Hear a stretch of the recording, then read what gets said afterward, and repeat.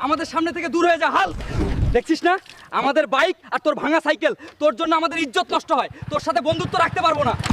হায় রে জীবন, টাকা না থাকলে একসময় বন্ধুরাও খোটা দেয়, আজ আমাকে সবাই দূরে সরিয়ে দিল। একদিন আমি তাদের থেকেও বড় লোক হয়ে দামি বাইক চালাবো। স্যার এই বাইকটার দাম কত? আমার এমন বাইক কেনার অনেক শখ।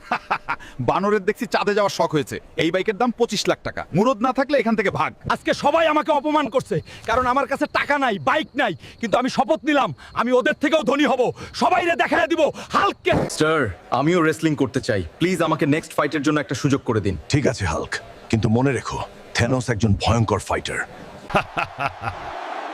হাল্ক, তুই তো একদম কাঁচা খেলোয়াড়। নে, এখন আমার মায়ের হজম কর। থেনোস আমার পকেট খালি হতে পারে, কিন্তু আমার গায়ে জোরের অভাব নেই। আজ তোকে হারিয়ে আমি WWE চ্যাম্পিয়ন হয়ে বড়লোক হয়ে যাব।